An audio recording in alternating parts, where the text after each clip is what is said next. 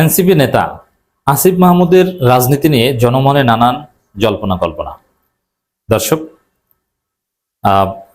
NCP specially Asif Mahmud তারা কি স্বাভাবিক রাজনীতি করছেন না কোনো গোয়েন্দা সংস্থার হয়ে খেলছেন?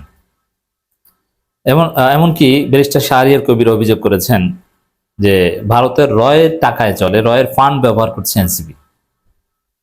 এই কথাটা অমূলক নয়। দর্শক, কিছু হিসাব মিলে যাচ্ছে। এনসিপি সংসদের বিরোধী দলের মধ্যে আছে এবং তারা দায়িত্বশীল রাজনীতি করবে, এটাই প্রত্যাশা। তারা একদম র্যাকলেস কিংবা বেপরোয়া রাজনীতি করবে না এবং দেশকে স্থিতিশীল রাখবে, এটাই তাদের রাজনীতি হওয়া উচিত। এবং ইটস ভেরি সিম্পল যে যদি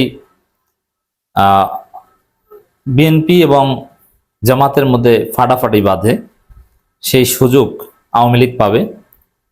যেমন হরতাল, অবরোধ বা সরকারি দল বিরোধী দলের মধ্যে একদম চরম পর্যায়ের বিরোধ, এটা আওয়ামী লীগ প্রত্যাশা করে এবং উস্কানি দেয়। কারণ যদি এরকম চরম পর্যায়ের বিরোধ ঘটে তাতেই আওয়ামী লীগের খুশি। দেশ যদি স্থিতিশীল থাকে, সরকারি দল বিরোধী দলের মধ্যে যদি এরকম মোটামুটি একটা আস্থার সম্পর্ক থাকে অথবা বিরোধিতাও থাকে, কিন্তু হরতাল অবরোধ যদি দেশ না গড়ায়, তাহলে আওয়ামী লীগের মন খারাপ। আওয়ামী লীগ চায় যে দেশে একটা অস্থিতিশীলতা ঘটুক, উল্টাপাল্টা কিছু ঘটুক। সেখানে এনসিপি জামাত দায়িত্বশীল রাজনীতি করবে, এটাই কিন্তু স্বাভাবিক।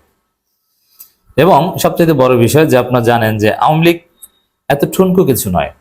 আওয়ামী লীগের পতন হয়েছে অনেক রক্তের বিনিময়ে এবং আওয়ামী লীগকে নিশ্চিহ্ন করতে হবে অনেক কৌশলে। আওয়ামী লীগের পাশে ভারত আছে।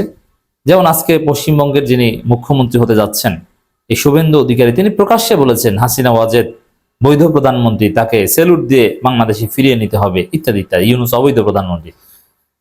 ইউনূস যদি অবৈধ হয় তাহলে তারেক রহমান অবৈধ, আর হাসিনা তার কাছে বৈধ হলে এখনো বৈধ। কারণ হাসিনা বৈধ না এমন ঘটনা তো ঘটেনি।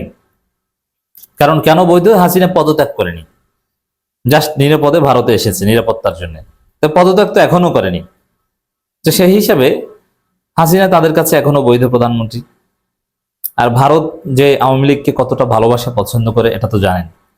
আর বিএনপি হচ্ছে জিয়াউর রহমানের দল, খালেদা জিয়ার দল, তা সেই দলকে কখনো চূড়ান্তভাবে ভারত বিশ্বাস করবে না। তো দর্শক, বিএনপি 2-4 জনকে বিশ্বাস করবে, যেমন ফজলুর রহমানকে বিশ্বাস করবে, আমির খসরু মাহমুদ চৌধুরীকে বিশ্বাস করবে, সালাউদ্দিন আহমেদকে হয়তোবা বিশ্বাস করবে, হয়তোবা, কিন্তু চূড়ান্তভাবে অনেকেই বিশ্বাস করবে না। হ্যাঁ, তবে কাউকে কাউকে যে বিশ্বাস করবে তার প্রমাণ হচ্ছে 2013 সালের 5 মে বিএনপির বেশ কিছু নেতা ভারতের কথায় হেফাজতের সাথে বেঈমানি করতে পেরেছিল, পুরো বিএনপিকে হেফাজতের সাথে বেঈমানি করাতে পেরেছিল।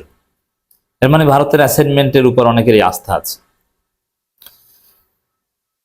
তো এখানে যেটা হওয়া উচিত, আমি যে আলোচনাটা করতে চাই যে হ্যাঁ, ভারতের সাথে একটা যৌক্তিক সম্পর্ক হবে। একটা যৌক্তিক সম্পর্ক করাতে আমরা বাধ্য হব, যাতে আওয়ামী লীগের হাত ছেড়ে দিতে ভারত বাধ্য হয় এবং আওয়ামী লীগের কোনো প্রয়োজনীয়তা ভারতের কাছে না থাকে।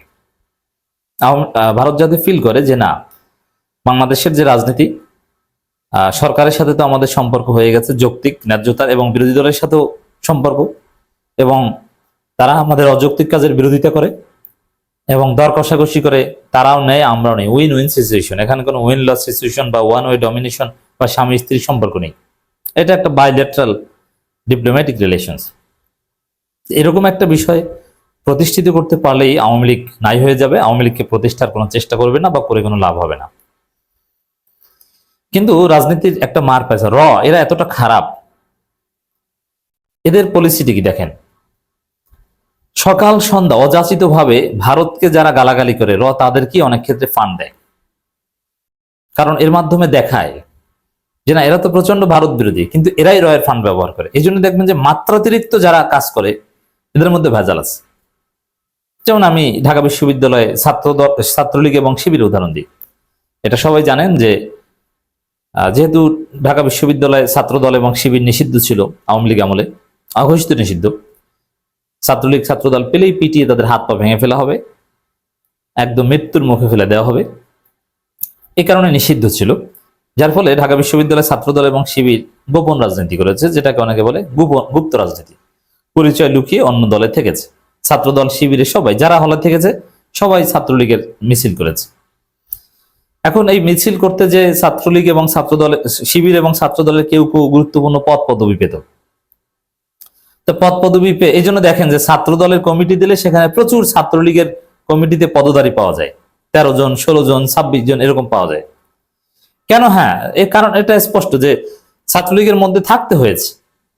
এখন যাদের নাম পাওয়া যায়, যেমন ছাত্রলীগের কমিটির মধ্যে, ছাত্র দলের কমিটির মধ্যে যে ছাত্রলীগ পাওয়া যায় তাদেরকে বাদ দেওয়ার পক্ষে আমি না, কারণ এরা অরিজিনাল ছাত্রদল। ওটা কৌশলগত কারণে ওইখানে কমিটি, ছাত্রলীগের কমিটিতে তাদের নাম ছিল। অনুপ্রবেশকারী সবাই না, 2-1 জন থাকতে পারে। তো যারা ছাত্রদল করত এবং শিবির করত কিন্তু ছাত্রলীগের মধ্যে লুকিয়ে থাকতো, তারা একটু বেপরোয়া হতো বেশি কথাবার্তার ক্ষেত্রে, আচার আচরণে না। তারা ওই বেপরোয়া কথাবার্তা বলে কিন্তু অন্যান্য ছাত্রদল এবং শিবিরকে বাঁচাতো, তারা ধরা পড়লে বাঁচাতো, কম মার দিয়ে তাদেরকে ছেড়ে দিত, অথবা আগে নিউজ পৌঁছে দিত যে তোমাকে ধরতে যাচ্ছে, তুমি পালিয়ে যাও। এভাবেই, এই কারণেই মূলত জীবন বাঁচানোর জন্য গুপ্ত রাজনীতি করতে হয়েছে ঢাকা বিশ্ববিদ্যালয়ে। কিন্তু ছাত্রদল এবং শিবিরে অনেককে দেখতাম তারা বেশি বঙ্গবন্ধুর প্রশংসা করত, শেখ হাসিনার প্রশংসা করতো, এবং জামাত, শিবির, বিএনপি, খালেদা জিয়াকে গালাগালি করতো তারা বেশি। যে ছেলেটা ছাত্রদল করত কিন্তু ছাত্রলীগের মধ্যে গুপ্ত ছিল, ও খালেদা জিয়াকে বেশি গালাগালি করত। যে ছেলেটা শিবির করতো কিন্তু ছাত্রলীগের মধ্যে গুপ্ত ছিল, ও জামাত, শিবিরকে বেশি গালাগালি করত, দুর্বলতা ঢাকার জন্য। এবং এভাবে তারা সফল হয়েছে।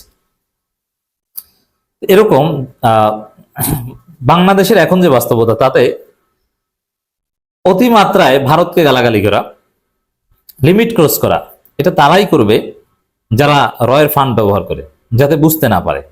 আসিফ মাহমুদের ক্ষেত্রে এরকম একটা জল্পনা কল্পনা সামনে এসেছে।